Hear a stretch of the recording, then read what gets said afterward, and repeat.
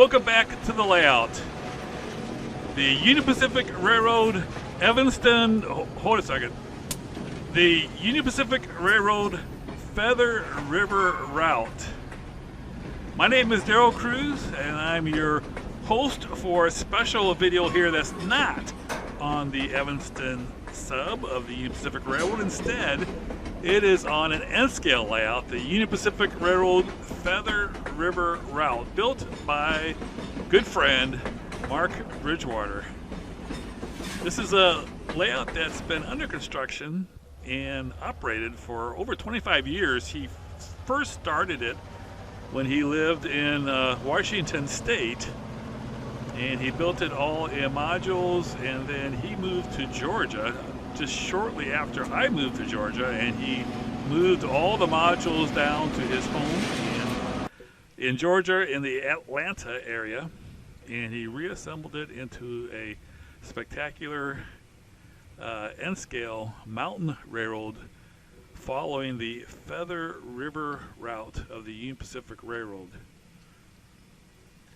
Mark Bridgwater and I developed a good friendship while we both lived in Georgia. He still lives there. I have moved back to Illinois.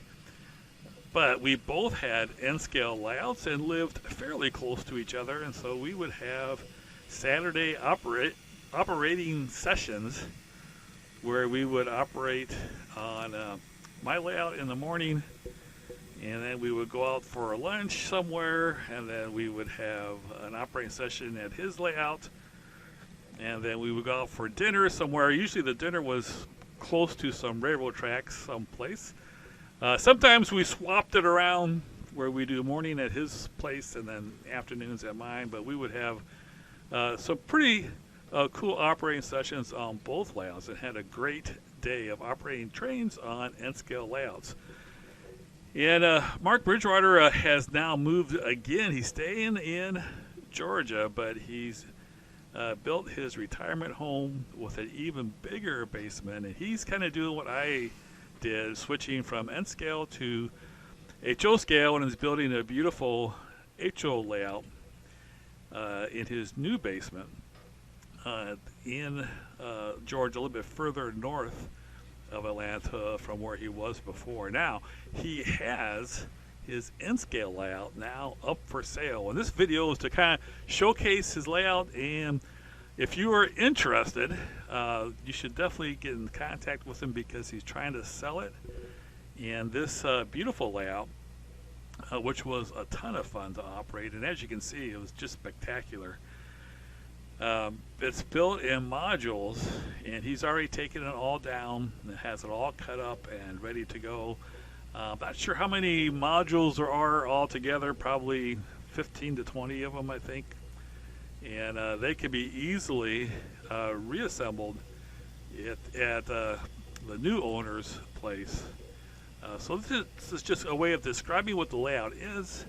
There is information in the description as far as how to contact Mark if you're interested in purchasing the layout. It includes all the buildings and structures, and I think it includes also all the equipment. You'll have to get in contact with Mark for more details. Now, part of this video is going to be Mark himself kind of going through, after we see some scenes here, we'll get a chance for Mark to share a little bit about the layout and all the different things that are available. And if you live in the Georgia area, you could just go pick it up, or it can obviously be shipped somewhere. But as you can see, it definitely is a high quality layout. It operates or operated extremely well. I have operated on this layout many times. It was a lot of fun to operate. He was able to do a mountain layout without a helix, which was definitely a plus. And he definitely has a knack for doing mountains in an extremely realistic fashion. So thankful that he helped me on my mountain railroad and some of the key features of the mountains of the Wasatch Mountains through the Evanston sub. So here you get a good look at kind of overall of the layout. This is the something loop. I can't remember. He of course knows all the I think it's a Williams loop if I remember correctly. And you can look at videos of this on the internet of the prototype. It does in fact loop over itself. I know Railfan Dan has a real good video of it, of the prototype, and this is a good N-scale rendition of that very famous scene.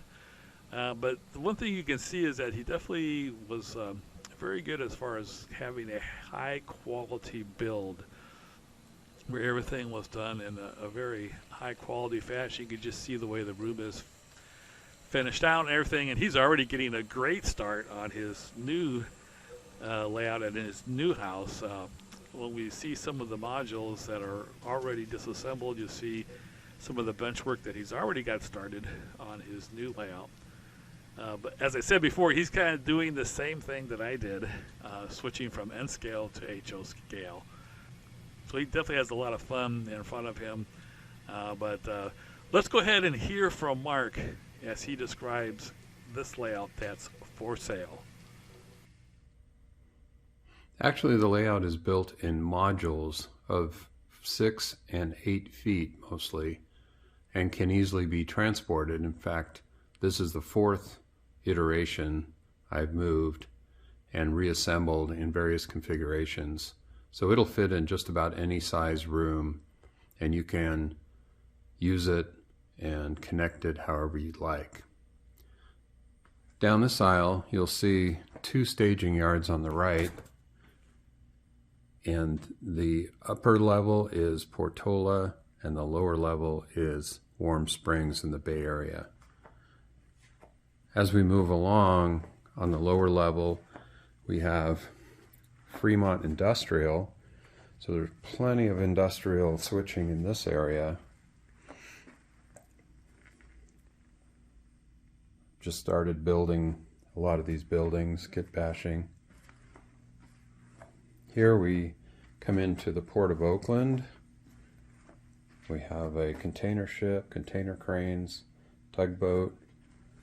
As we come around, we exit the urban area and into the Niles Canyon area, through a tunnel, across a bridge, up to Kabasi Coal, which is a little bit fictitious, but I wanted a coal mine that was as large as a modern one would be. Again, still running out in the countryside of California in the valley. We go through a nice farm scene here.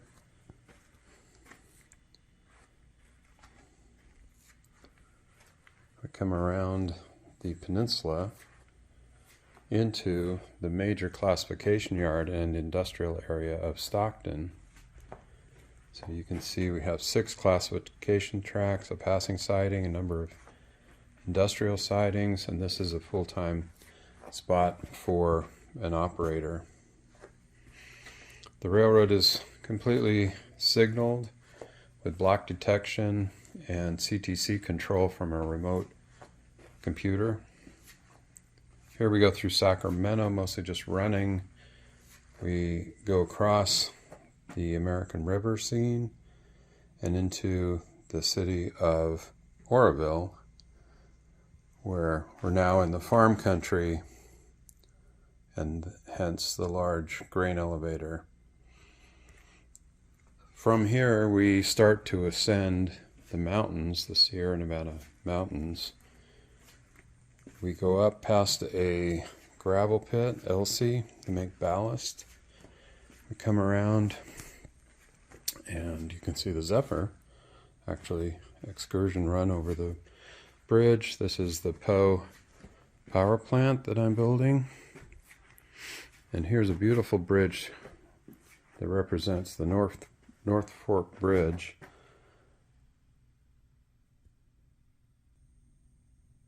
Here you can see we transition now to the upper level. This is Polga siding, which is 3 tracks because it's the midpoint of the layout, and we end up in op sessions having Lots of trains coming through here. This is just a small shelf to get it to the second level without being too low over Oroville on the lower level. We come around to perhaps the signature scene, the famous Ketty Y. The track in the background is the High Line that goes off to a staging for BNSF trains that come onto the railroad and use trackage rights down to Stockton. A lot of the scenery is mostly done. I'd like to add more trees, which I do have, and they come with the layout. Here we have a little junction with a lumber mill called Quincy. That's fun for some mainline operations. I wanted the upper level to be rail fanning mostly, because it's more at eye level. This is the not so famous Williams Loop. Everybody knows Tehachapi, but there's one in the Feather River Canyon. We come around here to Spring Garden. We have a lot of meets there. And the other large scene is the Clio Trestle. All 10 towers are represented. We have some video of trains going over that I'll show you in a few seconds here. Honeymoon Tunnels around to Big Lumber Mill at Sloat. Generally, I wanted larger industries with multiple car locations and types of cars. Here's a tie plant that treats ties and gets wood from the lumber mill. Here we have the Western Pacific Railroad Museum and into the upper staging. So there you have your quick tour of the Feather River route. If you'd like some more information, my email is at the end of this video. I'm looking for the next caretaker of a layout that's provided great joy, great operating sessions, and some friendships that I'll have forever. Hope you can do the same. So here you can see that he has the layout completely disassembled and cut up into its various pieces. They're about 4 feet to 6 feet long, I think, for each of the modules. And again, they're ready to go to be shipped out to its new location. If you are interested, the contact information is in the description. So if you want to contact him, get more information, what the cost is, how much room it would take, and all that kinds of stuff, please be in contact with him.